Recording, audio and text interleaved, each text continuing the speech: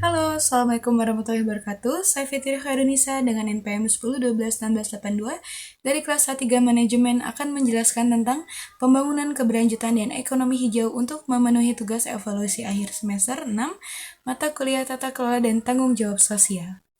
Pembangunan berkelanjutan. Pembangunan berkelanjutan adalah konsep pembangunan yang bertujuan memenuhi kebutuhan saat ini tanpa mengorbankan kemampuan generasi mendatang untuk memenuhi kebutuhan mereka sendiri.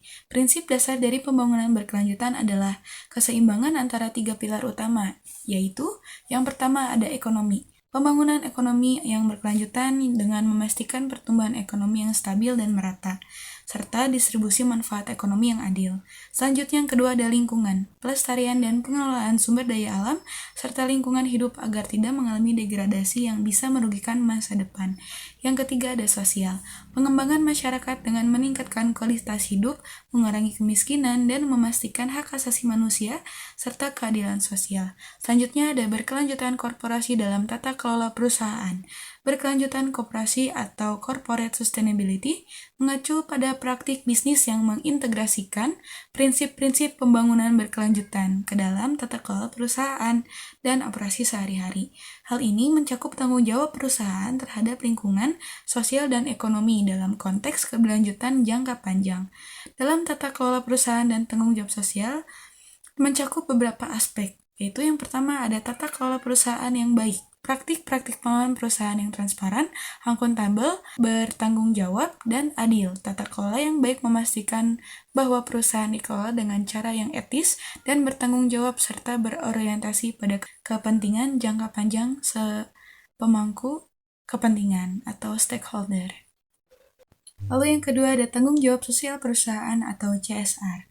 Kegiatan dalam inisiatif yang dilakukan perusahaan untuk memberikan kontribusi positif kepada masyarakat dan lingkungan.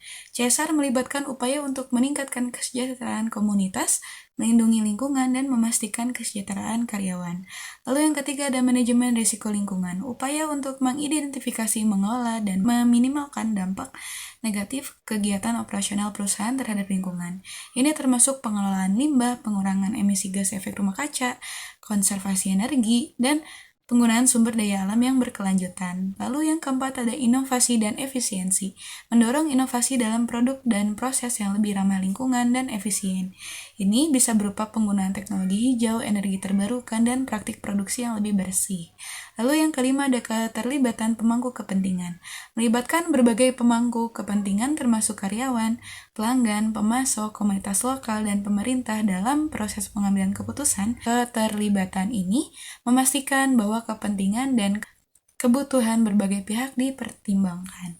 Nah, dengan mengintegrasikan prinsip-prinsip pembangunan berkelanjutan dalam tata kelola dan operasional, perusahaan tidak hanya berkontribusi pada keberlanjutan lingkungan dan sosial, tetapi juga meningkatkan reputasi, kepercayaan, dan daya saing jangka panjang mereka. Lalu yang kedua ada dimensi sosial. Yang pertama dari dimensi sosial yaitu keadilan sosial yang memastikan distribusi yang adil dari manfaat pembangunan termasuk akses ke pendidikan, kesehatan, dan kesempatan kerja.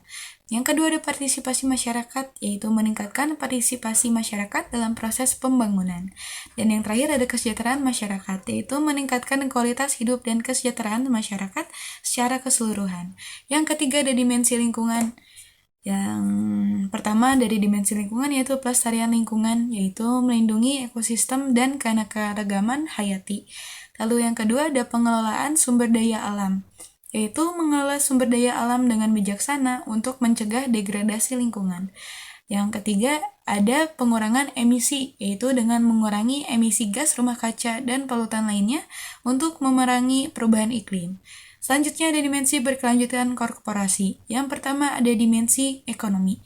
Kinerja keuangan yang stabil, mencapai dan mempertahankan kinerja keuangan yang stabil dan berkelanjutan.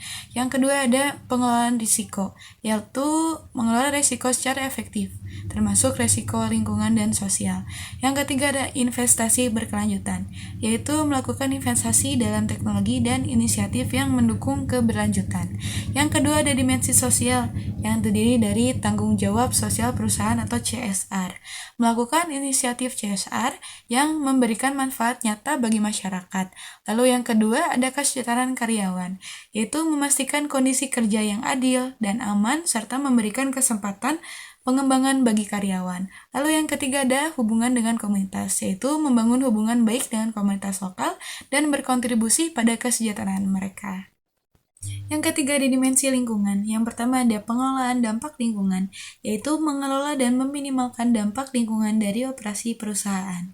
Yang kedua ada sustainable practice, yaitu mengimplementasikan praktik-praktik yang berkelanjutan dalam seluruh rantai pasokan.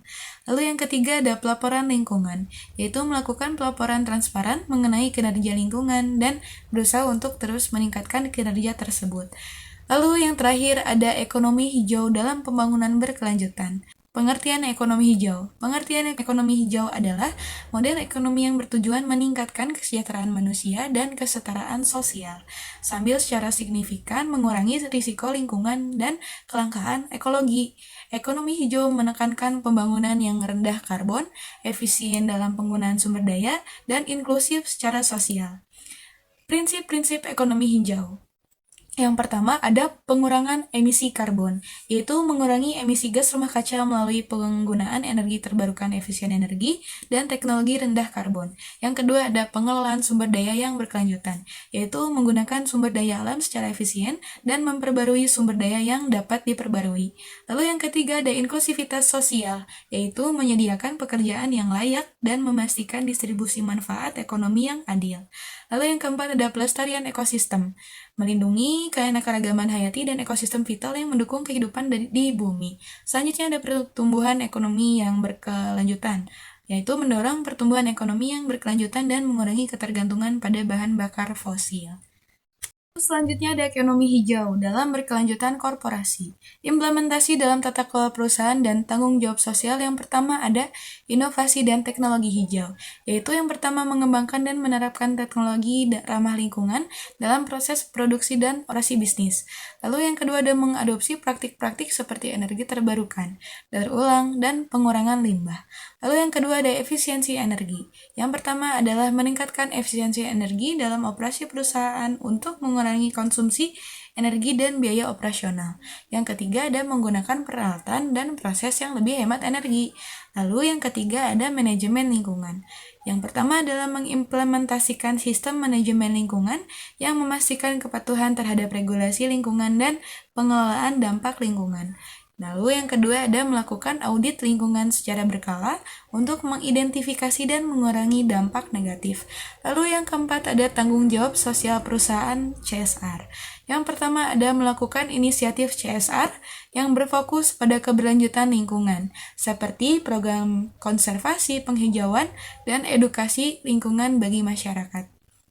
Yang kedua ada membina hubungan dengan komunitas lokal untuk memastikan proyek-proyek perusahaan tidak merugikan lingkungan sekitar. Yang kelima ada rantai pasokan yang berkelanjutan. Yang pertama adalah memastikan bahwa pemasok dan mitra bisnis mematuhi standar keberlanjutan yang sama. Yang kedua ada mengadopsi praktek pengaduan yang berkelanjutan seperti memilih bahan baku yang ramah lingkungan dan mendukung usaha kecil dan menengah pentingan untuk terus meningkatkan praktik keberlanjutan. Nah, dengan menerapkan prinsip-prinsip ekonomi hijau dalam tata kelola perusahaan dan tanggung jawab sosial, perusahaan tidak hanya dapat meningkatkan kinerja lingkungan dan sosial saja, tapi mereka juga menciptakan nilai jangka panjang bagi semua pemangku kepentingan. Ekonomi hijau menjadi fondasi bagi keberlanjutan korporasi dan pembangunan berkelanjutan secara keseluruhan. Cukup sekian yang bisa saya sampaikan, semoga bermanfaat. Wassalamualaikum warahmatullahi wabarakatuh.